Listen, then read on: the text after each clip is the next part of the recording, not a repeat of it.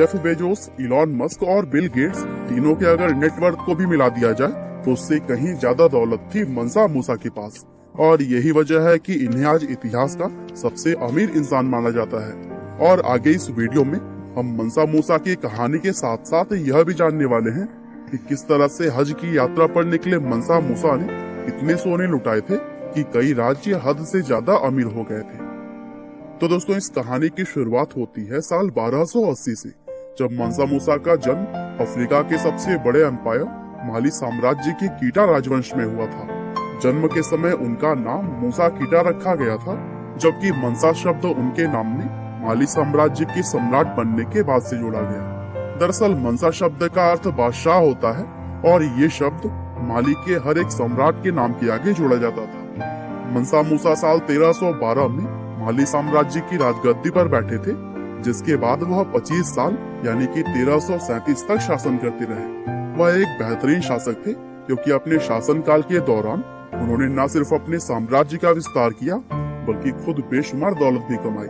उनके बारे में कहा जाता है कि उन्होंने ये दौलत नमक और सोने का व्यापार करके जमा की थी, क्योंकि उन दिनों माली के अंदर नमक और सोने के अपार भंडार मौजूद थे।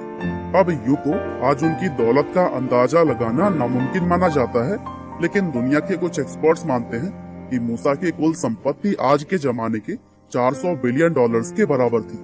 अब अगर इस आंकड़े को भी सच मान लिया जाए तब भी इस समय पूरी दुनिया में उनके जितना अमीर इंसान कोई भी नहीं है।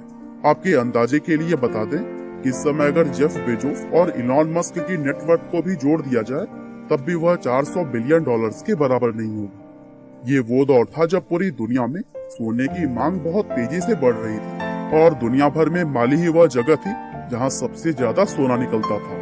एक अनुमान के मुताबिक उस समय माली एम्पायर में हर साल 1000 किलो सोने का उत्पादन किया जाता था और यह आंकड़ा बेहद चौंका देने वाला है। वैसे माली साम्राज्य अफ्रीका के पश्चिम हिस्से में स्थित था, जो कि अटलांटिक महासागर के किनारे से लेकर टिम्बकटू तक फैला हुआ था। और मूसा से पहले इस साम्राज्य पर उनके बड़े भाई मंसा अबू बकर का शासन हुआ करता था। मूसा की तरह ही अबू बकर भी एक शानदार शासक थे, लेकिन वह अटलांटिक महासागर को पार करके उसके आगे की दुनिया देखना चाहते थे। इसीलिए अपना सिंहासन मूसा को सौंपकर वह अपने खुद समुद्री सफर पर निकल गए। बताया जाता है कि 2000 जहाजों, हजारों सैनिकों और सैकड़ों नौकरों के साथ अपनी इस यात्रा पर निकले अबू बकर कभी भी वापस लौटकर नहीं आए।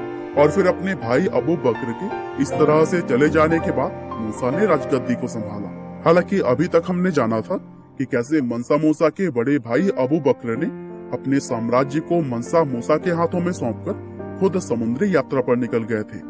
और अब राजा बनने के बाद से मंसा मूसा अपने शासन में माली साम्राज्य को काफी ऊंचाइयों पर ले गए। दरअसल मंसा मूसा ने अपने एम्पायर को काफी आगे बढ़ाया और साम्राज्य के विस्तार की वजह से व्यापार के अवसर भी बढ़ गए, जिससे कि उनके साम्राज्य में रह रहे लोगों का जीवन और भी ज्यादा बेहतर हो गया। मूसा के शासन काल में माली साम्राज्य बढ़ते बढ़ते इतना बड़ा हो गया था कि ये मंगोल साम्राज्य के बाद से उस समय दुनिया का दूसरा सबसे बड़ा एम्पायर बन गया था। और बताया जाता है कि मूसा ने अपने इस एम्पायर को 2000 मील तक फैला लिया था। साथ ही इस विशाल साम्राज्य की रक्षा करने के लिए उनकी सेना में 2 लाख से भी ज्यादा सिपाही मौजूद थे, जिसमें से 40,000 तो सिर्फ तीरंदाज ही थे। वैसे शुरुआत में दुनिया का कोई भी देश या फिर साम्राज्य मूसा की इस बेशुमार अमीरी के बारे में कुछ नहीं जानता था, लेकिन दुनिया को उनकी इस अमीरी का पता तब चला जब वह 1324 में हज करने के लिए मक्का की यात्रा पर निकले थे। दरअसल मंसा मूसा इस्लाम धर्म को मानने वाले एक मुस्लिम शासक थे, इसलिए दुनिया के दूसरे मुसलमानों की तरह ही वह भी हज करने की इच्छा रखते थे। और उनकी इस हज यात्रा पर निकलने की वजह से ही बाहर की दुनिया को पता चला कि अफ्रीका का रहने वाला यह शासक असल में इतिहास का सबसे धनवान व्यक्ति था, क्योंकि मूसा अपनी इस यात्रा पर एक विशाल काफिले को लेकर निकले थे, जिसमें कि हजारों सैनिक, नौकर चाकर और गुलामों के अलावा घोड़े और ऊंट जैसे जानवर भी शामिल थे। और एक आंकड़े में बताया जाता है कि मूसा के इस काफिले में 60,000 से भी ज्यादा लोग शामिल थे। असल में देखा जाए तो ये कोई काफिला नहीं बल्कि वह एक पूरा शहर ही अपने साथ लेकर निकले थे। साथ ही वह जिस घोड़े पर सवार थे उसके आगे लगभग 500 लोगों का दस्ता चल रहा था और ये सभी लोग महंगे रेशम के कपड़े पहने हुए थे और इन सभी के हाथों में सोने की छड़ियां थी। इस काफिले में 80 ऊंट ऐसे थे जिनमें हर एक के ऊपर 136 किलो सोना लदा हुआ था। दरअसल मूसा अपने साथ ये सोना इसलिए लेकर चल रहे थे ताकि रास्ते में वे गरीब लोगों को इसे बांट सके। उनका ये विशाल और आलीशान काफिला जहाँ से भी गुजरा, लोग इसको देखते ही हैरान रह गए। मूसा रास्ते में गरीब और जरूरतमंद लोगों को सोना बांटते हुए आगे बढ़ रहे थे, जिससे कि लोगों को उनकी अमीरी का अंदाजा होने लगा। उनकी इस बेशुमार दौलत को देखकर लोग अपनी आंखों पर विश्वास ही नहीं कर पा रहे थे। मक्का के इस सफर पर मूसा का काफिला सहारा रेगिस्तान को पार करते हुए मिस्र से भी गुजरा और बताया जाता है कि जब ये काफिला मिस्र की राजधानी काहिरा में पहुंचा तो वहाँ के गरीब लोगों को देखकर मूसा ने सड़कों पर मानो सोने की बारिश कर दी। उन्होंने शहर के अंदर बेशुमार दौलत लुटाई। काहिरा के लोग यह सब देखकर बेहद हैरान हो गए, क्योंकि उन्होंने इससे पहले तक एक साथ इतनी दौलत कभी भी नहीं देखी थी। मूसा के इस दान की वजह से काहिरा के गरीब लोग रातों रात अमीर हो गए, जिसके चलते वहाँ महंगाई हद से भी ज्यादा बढ़ गई। बताया जाता है कि इस शहर के अंदर मंसा मूसा 3 महीने तक रुके थे, और जब वह पहली बार मिस्र के राजा से मिले तो उन्होंने राजा को 50,000 सोने के सिक्के भेंट किए थे। और इस दान की वजह से मिस्र की गोल्ड करेंसी की कीमत 20% नीचे आ गई थी, और इस कीमत को वापस अपने स्तर पर आने में 12 साल का समय लग गया था। यानी कि मूसा के इस दान का असर काहिरा के अंदर 12 साल तक रहा था। मिस्र में बहुत लंबे अरसे तक मूसा की इस उदारता के किस्से सुनाए जाते रहे, और धीरे धीरे ये किस्से और कहानियां अफ्रीका से बाहर दुनिया तक भी पहुंचने लगी थी, जिससे कि दुनिया भर के लोगों को यह पता चल गया कि अफ्रीका के अंदर मूसा नाम का एक बादशाह भी रहता है जो कि हद से ज्यादा अमीर है।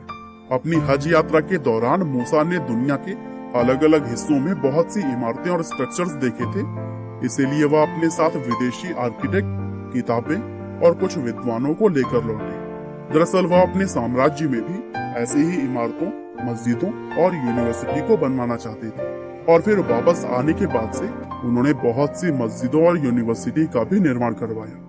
माली पर लगभग 25 सालों तक शासन करने के बाद साल 1337 में मूसा की मृत्यु हो गई थी, और ये बड़े दुर्भाग्य की बात है कि उनकी मृत्यु के बाद से उनके कारोबार व साम्राज्य को उनकी अगली पीढ़ी ठीक से नहीं संभाल पाई। और बताया जाता है कि उन दिनों माली के अंदर एक गृह युद्ध छिड़ गया था, जो कि बहुत लंबे अरसे तक चलता रहा।